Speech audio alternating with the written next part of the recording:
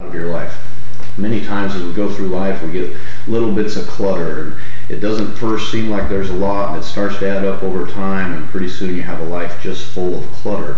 And sometimes the best thing you can do is start cleaning that out. There's a Eminem song, it's called Cleaning Out My Closet, and we're going to do a little bit of that today, both literally and figuratively. Have you ever walked into your garage and noticed a big mess, and you say, you know, one day I'm going to clean that up? And you feel a little bit of guilt because you've been procrastinating it, and it just goes on and on. The next spring comes along and you say, you know, one day I'm going to clean out that garage. That's just got to be done. Then the day comes and you start cleaning out the garage, and when you're done and everything's neatly in place and everything's on the shelves, how does that make you feel? That's what we're going to do with our life, and we're going to do it figuratively and literally. So the activity for today is I want you to actually go to your closet, the clothes in your closet, and I want you to say, okay, I'm going to throw 10 things away today. About every 3 months I do this to myself. I make myself go in the closet, make myself throw away 10 pieces of clothes that I really no longer wear. Isn't it bizarre how we get attached to a piece of clothing that's now been sitting in our closet for 3 years? We haven't worn it in 3 years, but we just somehow think one day I just might wear that shirt again, so I'll just leave it sitting there. Seems silly, seems ridiculous, but I think we all do that. So that's what we're going to start with. It's an easy thing to make yourself do. Go to your closet, take out 10 things, and just throw them away.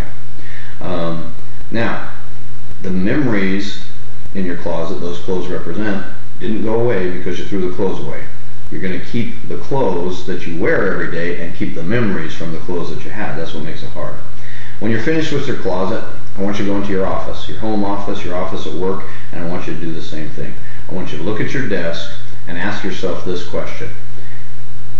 If I walked into a CEO of a Fortune 500 company's office and his desk looked like my desk, is that a company I'd want to do business with? If I walked into your office and I was looking for someone to run my company and I looked at your office, would I say, you know what, that's the person I want running my company? Isn't it interesting that even though somewhere in the back of our minds we think a cluttered, disorganized office is a sign of busyness, the reality is the busiest, most successful people I know have the cleanest and nicest offices. So let's make your office like that. Get to work, get those piles of paperwork, that big stack of papers that you're going to go through one day, you're really never going to go through those. I'm just letting you know right now. That's just never going to happen. All those magazines, you're never getting to that bottom magazine. So start at the bottom, take half of them and throw them away, and keep the top half if it makes you feel better, although you'll probably never get to the bottom of that stack either. So I have a saying, here it is, the day I die, there'll still be stuff in my inbox. And that's true for all of us, right? So let's get busy, let's take all of the stuff, all of the clutter of our office, clean off the desk, clean off the table, and make your office look like the office of a person who has a personal assistant who comes in every day and cleans out their office. And do the same thing with your filing cabinets, and do the same thing with your drawers. It will make you feel a whole lot better. So, you're done with the office, right? You're done with the overwhelming feeling of all these papers. How am I going to go through these papers? I'm going to give you, now this isn't on the script, but I'm going to give you another little hint of something I've learned over the years. Try and learn to handle each piece of paper or each email one time.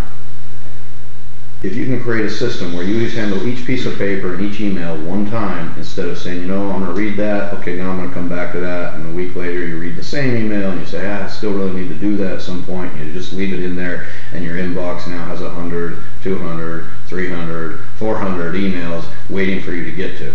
Guess what? Go up at the top, push select all, delete. You will just feel better about yourself. And guess what? I bet you won't even remember what most of those emails were that were so important for you. Just try it. Just do it. In fact, just do this. Go in and just delete the whole email and start with a new one. And see how that feels. Alright, obviously I'm being a little bit facetious, but the concept is true. Most of the stuff we're saving to do till later that we'll never actually do is just overwhelming us and overcluttering our lives. So let's get rid of that clutter. That's what makes you feel good and makes you feel responsible. If you want to feel overwhelmed in life, have a whole bunch of little things just weighing you down. If you want to feel free in life, take all those little things and get rid of them, and you'll just feel this huge burden lifted off your shoulders of stuff that really wasn't that important anyway. And what happens is it allows you to concentrate on the few things that really are important that only you can do. So try that. Then go out to your garage and do the same thing. Go out to your shed. Clean out your shed, clean out your garage, clean out your closet, and clean out your office. Come back, write me on Living, go to Living Every Minute. Minute. Don't delete that website. That's the only website you should leave on your computer, livingeveryminute.com. Just leave that one. Go to Living Every Minute, write me, and tell me how you feel about that. See if you feel better. All right. Now, if you're having difficulty throwing things away, bring a friend. Say, you know what, just throw all this stuff away. I can't do it. It means too much to me, so please throw this stuff away for me. All right. How about the clutter on your shoulders, in between your ears? Is there a little bit of clutter inside each of us that maybe we could get rid of? How about some bad habits? Have we picked up some bad habits over the years that are just kind of cluttering our lives and just kind of always there and just always burdening us? If you always wanted to quit smoking and you just haven't done it yet, or quit drinking and you just haven't done that, or quit talking bad about your wife or husband or significant other, and you just, that's little habits, that's clutter. That's clutter in the closet between your ears. It's time to clean that clutter out. What about not eating healthy? What about not exercising? Just take that little bit of clutter and say, you know what, I'm just going to clean this up. This part of my life that it's time to just straighten this out and clean this up. Sometimes you've been holding on to a really bad business idea. You know, you say, you know, that idea, I've got to make that work. We just keep working it. This happened in my company. Peter Drucker says the hardest thing in a company is to get rid of a bad idea that at some point somebody thought was a good idea. One of my mentors, Keith Cunningham, says every problem I have now started out as a good idea. Right? Every problem we have, at some point we thought that was a good idea. We were very optimistic about it.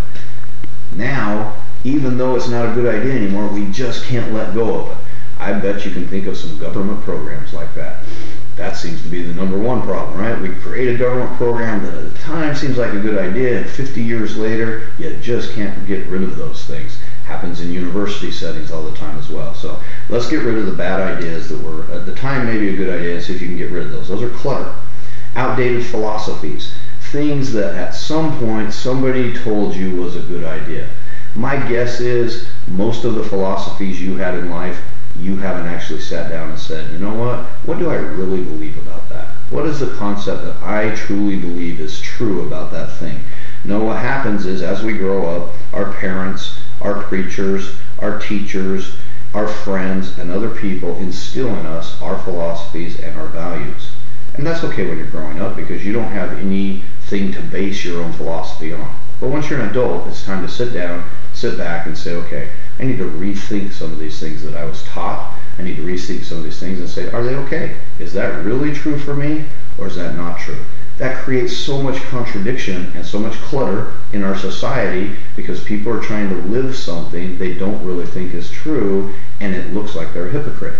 The reason it looks like they're a hypocrite is either one, they never really believed it was true to begin with, so they preach it but don't walk it, or secondly, they can't follow their own selves and their own self-discipline as we talked on the previous CD. So get rid of some of those outdated philosophies. And finally, I guarantee you, everyone I'm talking to on these CDs has some person that they need to forgive. But they don't want to. They just want to hold on to that one negative feeling. I don't care what happens. I'll never forgive them for that thing they did 25 years ago that they don't even remember doing. Whether it's our parents, our brothers and sisters, our friend that we had, our teacher that said something to us, let that go. Let the dead bodies go. Just cut them loose. Cut the dead bodies loose. Forgiveness is not something we dole out as if it's some sort of reward or some sort of treat. Okay, at some point I'm going to forgive you for that, but only when you prove yourself worthy. Because there's a reality. The person you're in your mind telling that to doesn't even know they need to be forgiven. They done forgot about that. The only person it's burdening is you. So let that go, not for them, but for you. It will relieve you and make you feel so much better about your life. So let the dead bodies go.